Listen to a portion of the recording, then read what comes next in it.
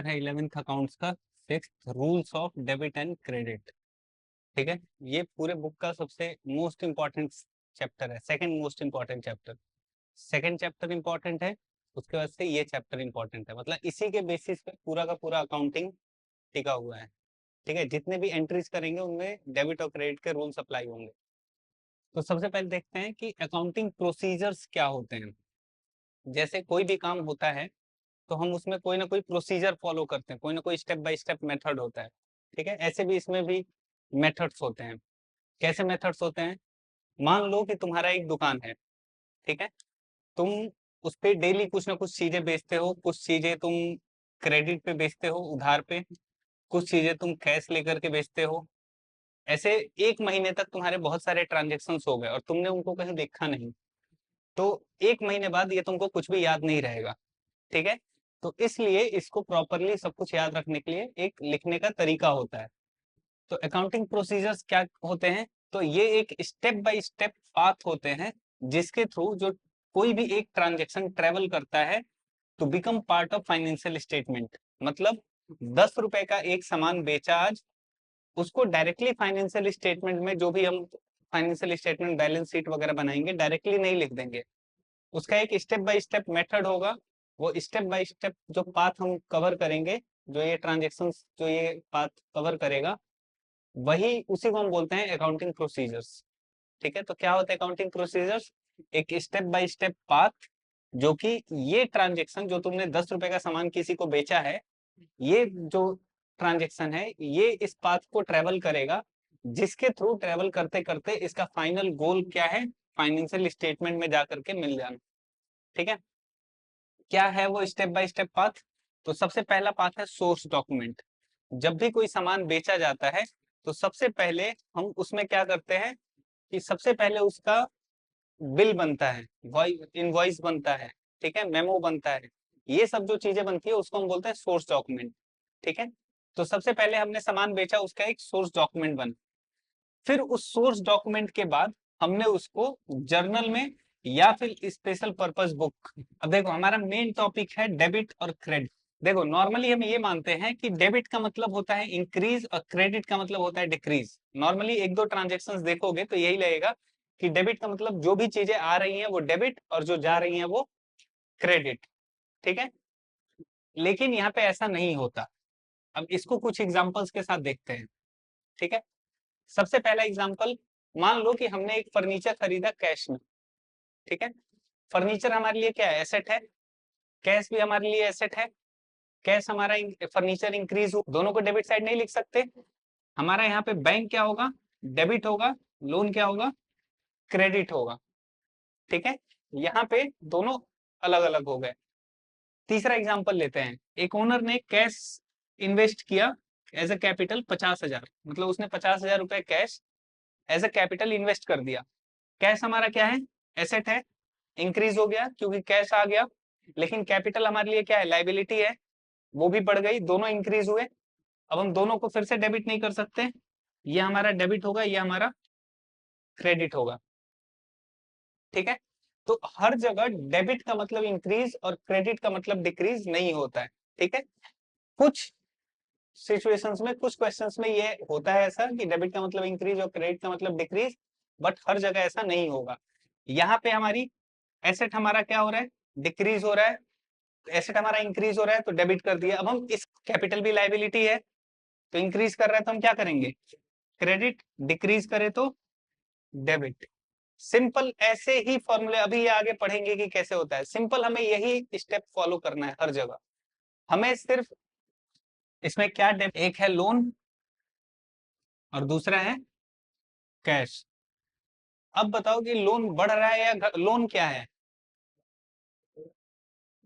Liability है। सिर्फ अभी दो में वो डिक्रीज हो रहा है क्योंकि हमने कैश डिक्रीज, दोनों ही कम हो रहे हैं। तो एसेट जो है वो हमारा क्या होगा? एसेट क्या हो रहा है? डिक्रीज हो रहा है। एसेट हमारा क्रेडिट होगा। लाइबिलिटी भी डिक्रीज हो रही है तो एसेट लाइबिलिटी क्या होगी? डेबिट। समझ में आया? दो अकाउंट पहचानो इनमें, एक होगा कैश और एक डेटर। कैश क्या? डेटर भी तो एसेट है ना हमारा। डेटर क्या होता है? जिसपे हमारा उधार है, जो हमें पैसे देगा, तो वो भी तो एसेट है। तो एक एसेट हमारा क्या हो रहा है? बढ़ रहा है। और दूसरा एसेट क्या हो रहा है? कम हो रहा है, क्योंकि अपने पैसे वापस कर रहा है। तो कैश क्या होगा? देख लिया था एग्जाम्पल से कि एग्जाम्पल में क्या पढ़ा था कि सारे डेबिट और क्रेडिट का मतलब सेम नहीं होता। ठीक है, कि डेबिट का मतलब हर जगह इंक्रीज नहीं होता और क्रेडिट का मतलब डिक्रीज नहीं होता। तो उसी के बेसिस पे अब अकाउंट्स का क्लासिफिकेशन होता है। ठीक है, कि क्या चीज डेबिट होगा, क्या क्रेडिट होगा, उसका क्लासिफिकेशन दो टाइप से होता है। एक तो होता है ट्रेडिशनल क्लासिफिकेशन, जिसको हम ब्रिटिश क्लासिफिकेशन भी बोलते हैं। ठीक है, क्योंकि इसको ब्रिटिशर्स ने बनाया था। दूसरा जो मॉडर्न क्लासिफिकेशन है, उसको हम अमेरिकन क्लासिफिकेशन भी बोलते हैं। ठीक है, तो ट्रेडिशनल क्लासिफिकेशन के हिसाब से इसको दो ब्रॉड कैटेगरीज में बांटा गया है। ठीक है, वो दो ब्रॉड कैटेगरीज कौन कौन से हैं? तो एक है पर्सनल और दूसरा है इम्पर्सनल।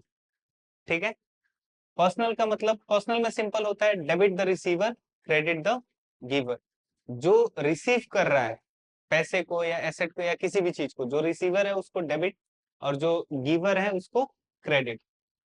अब इसको अभी एग्जांपल से देखेंगे। पर्सनल के अंदर तीन आते हैं: नेचुरल पर्सनल, आर्टिफिशियल पर्सनल और रिप्रेजेंटेटिव पर्सनल।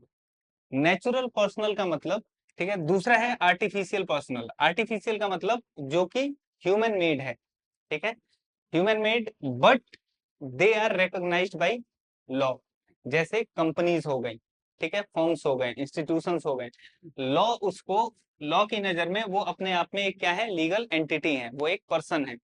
ठीक है, तो उनको बोलते हैं आर्टिफिशियल पर्सन। तो उनमें भी सेम चीज होता है, debit the receiver, credit the giver. ठीक है, तीसरे हो गए रिप्रेजेंटेटिव पर्सनल। रिप्रेजेंटेटिव का मतलब ये ना तो इंसान है, ना तो ये कुछ रिप्रेजेंट कर रहा है, ना तो ये कोई बाय लॉ रिकॉग्नाइज्ड इंसान एंटिटी है। ठीक है, तो इसका सिंपल मतलब रिप्रेजेंटेटिव का, ना तो ये कोई नेचुरल पर्सनल है, ना तो ये आर्टिफिशियल है। ये किसी चीज को रिप्रेजेंट कर रहा है। किसको रिप्रेजेंट कर रहे हैं? तो ग्रुप ऑफ पर्सन को रिप्रेजेंट करें। ठीक है, या फिर ऐसे किसी भी चीज के ग्रुप को रिप्रेजेंट कर रहे हैं। जैसे मान लो अगर बोला जाए कि आउटस्टैंडिंग सैलरी है, ठीक है, तो आउटस्टैंडिंग सैलरी किसकी है? बहुत सारे लोगों की है। ठीक है, या फिर एक इंसान की होगी या फिर 5 इंसान की होगी। वो आउटस्टैंडिंग सैलरी जो है वो किसी को रिप्रेजेंट कर रही है ना, कि किसी न किसी की सैलरी बाकी है। ऐसे ही प्रीपेड इनकम आ गया, तो प्रीपेड इनकम किसी न किसी चीज को रिप्रेजेंट कर रहा है कि किस चीज का प्रीपेड इनकम आया। ऐसे ही अक्रूड इनकम हो गया। ठीक है, तो ये सब रिप्रेजेंटेटिव में आते हैं। इन तीनों में सिंपल एक ही लॉ लगाना होता है, debit the receiver, credit the giver. ठीक है, इसका सिंपल, जैसे मान लो कि बिजनेस ने पे किया 15,000 कैश में करण को, तो करण यहाँ पे क्या है? रिसीवर है, और बिजनेस क्या है? गिवर है। तो बिजनेस होगा वो क्रेडिट होगा, और जो करण होगा वो रिसीवर होगा। जो इम्पर्सनल आता है उसको दो पार्ट में डिवाइड किया जाता है, एक रियल इम्पर्सनल अकाउंट और एक नॉमिनल इम्पर्सनल अकाउंट। रियल का मतलब क्या हो गया? जितने भी टेंजिबल और इनटेंजिबल एसेट्स होते हैं, जैसे मशीनरी अकाउंट हो गया, ठीक है, या फिर गुडविल का अकाउंट हो गया। ठीक है, इनटेंजिबल गुडविल हो गया, जिसको हम टच नहीं कर सकते, जिसको हम देख नहीं सकते, और टेंजिबल जिसको हम टच कर सकते हैं, देख सकते हैं, जैसे मशीन। तो मशीनरी अकाउंट हुआ, गुडविल अकाउंट हुआ, ये सब किस में जाते हैं? रियल अकाउंट में। और नॉमिनल में क्या जाते हैं? तो एक्सपेंसेस जाते हैं, लॉसेज जाते हैं, इनकम, ये सब। तो रियल में क्या करते हैं? रियल में सिंपल ये करते हैं, debit what comes in, credit what goes out. ठीक है, रियल अकाउंट में टेंजिबल इंटेंजिबल एसेट्स आते हैं, उसमें debit what comes in, credit what goes out. जैसे मान लो कि एक शॉप है, उसने एक डिस्प्ले काउंटर खरीदा। नेक्स्ट आता है मॉडर्न अमेरिकन क्लासिफिकेशन। ये है सिंपल, इस इक्वेशन के बेसिस पे बना हुआ है। इक्वेशन क्या कहता है कि asset is equal to liability plus capital plus revenue minus expense. ठीक है, ये इक्वेशन है। इसमें बस दो ही चीज याद रखना है, एसेट और एक्सपेंस। ये दोनों अगर बढ़ेंगे तो डेबिट होगा, घटेंगे तो क्रेडिट होगा। ठीक है, देखा था अभी एग्जांपल में, जो 3 एग्जांपल देखे थे। तो एसेट और एक्सपेंस अगर बढ़ रहे हैं तो डेबिट, घट रहे हैं तो क्रेडिट। इसके उल्टा हो जाएगा लायबिलिटी, कैपिटल और रिवेन्यू या फिर इनकम के साथ, बढ़ रहा है तो क्रेडिट, घट रहा है तो डेबिट। सिंपल। जैसे मान लो कि अगर हमने 10,000 रुपए का कोई मशीन खरीदा, ठीक है, तो मशीन जो है वो भी एसेट है, और कैश दिया वो भी एसेट है। तो एक मशीन, एक एसेट बढ़ रहा है डेबिट यानी कि मशीन, और एक एसेट घट रहा है यानी कि कैश क्रेडिट। ऐसे ही एक्सपेंसेस के साथ, ठीक है, हमने सैलरी पे किया, तो सैलरी अकाउंट जो है हमारा एक्सपेंस, वहां पे क्या हो रहा है, कैश हमारे पास से जा रहा है, ठीक है, तो एसेट जा रहा है क्रेडिट, सैलरी अकाउंट यहाँ पे क्या हो रहा है डेबिट। फिर ऐसे ही अगर हमने लोन ले लिया 10,000 का, लाइबिलिटी बढ़ी, ठीक है, तो लोन हमारा क्या हो गया, बढ़ गया, तो लोन बढ़ा तो क्रेडिट, ठीक है, यहाँ पे सॉरी, यहाँ पे लोन जब हमने लिया तो 10,000 रुपए आए, ठीक है, तो जब हम यहाँ पे 10,000 रुपए आ रहे हैं तो क्रेडिट क्या हो रहा है, क्या चीज बढ़ रहा है, 10,000 रुपए बढ़ रहे हैं, ठीक है, तो 10,000 कैश बढ़ रहा है तो क्रेडिट, और जो लोन है वो यहाँ पे लाइबिलिटी जो है वो डेबिट, ठीक है। ऐसे ही कैपिटल के साथ, ऐसे ही रिवेन्यू या फिर इनकम के साथ, जैसे मान लो कि कमीशन मिला 10,000 रुपए, ठीक है, तो क्या चीज यहाँ पे बढ़ रहा है, कमीशन बढ़ रहा है, ठीक है। बिजनेस ने 15,000 कैश पे किया किसको, करण को, ठीक है। तो सबसे पहले दो अकाउंट को तुम यहाँ पे वो करो, कौन कौन से दो अकाउंट हैं, एक है कैश और एक है करंट। कैश क्या है हमारा, एसेट है, करंट कोई भी है हम छोड़ देते हैं, हमें नहीं पता करंट कौन है, लेकिन हमें कैश पता है कि एसेट है। अब एसेट यहाँ पे क्या हो रहा है, कम हो रहा है, एसेट कम हो रहा है, डिक्रीज हो रहा है, तो क्या करेंगे, एसेट क्रेडिट करेंगे, तो यानी कि यहाँ पे जो कैश अकाउंट नीचे वाले में क्या आएगा, टू कैश अकाउंट क्रेडिट, 15,000 यहाँ पे आ जाएगा। अब ऊपर क्या आएगा, इसका मतलब डेबिट क्या होगा, करंट। अब इसी में आता है बैलेंसिंग करना, ठीक है, किसी भी अकाउंट को जब हम डेबिट और क्रेडिट साइड लिखते हैं तो हम उसको बैलेंस करते हैं। बैलेंस करने का मतलब यहाँ पे सिंपल यही होता है कि हमें डेबिट और क्रेडिट साइड के बीच का डिफरेंस निकालना होता है, ठीक है, कि दोनों में कितना डिफरेंस है। अगर डेबिट साइड बड़ा है तो हम बोलेंगे कि the account has debit balance, अगर क्रेडिट साइड बड़ा है तो हम बोलेंगे credit the account is credit balance.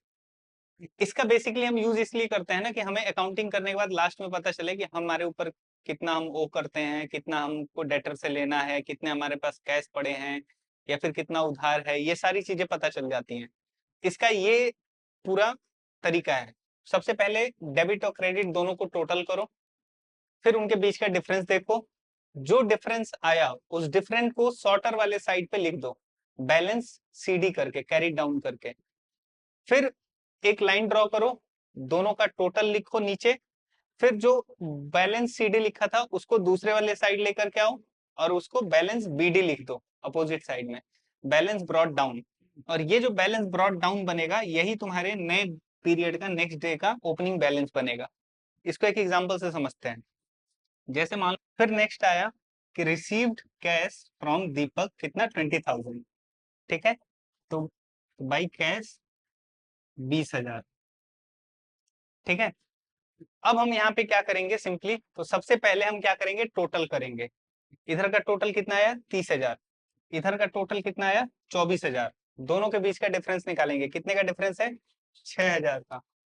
अब हम उस डिफरेंस को सॉर्टर वाले साइड पे लिख देंगे, बैलेंस सीडी लिख के, सॉर्टर किधर है, इधर है, तो हम लिख देंगे बैलेंस सीडी, बैलेंस सीडी 6,000, ठीक है। अब हमने ये लिख दिया, बैलेंस कैरी डाउन। अब हम एक लाइन ड्रॉ करेंगे और दोनों साइड को हम इक्वल करेंगे, तो हमने एक लाइन ड्रॉ किया और दोनों साइड को इक्वल किया, ये भी हुआ 30 के, ये भी हो गया हमारा 30 के, ठीक है। अब जो हमने बैलेंस सीडी लिखा था उसको हम नीचे लेकर के आएंगे अपोजिट साइड में, टोटल के नीचे, तो उसको हम अपोजिट साइड में इसको इस साइड लेकर के आएंगे और टोटल के नीचे लिखेंगे कितना 6,000,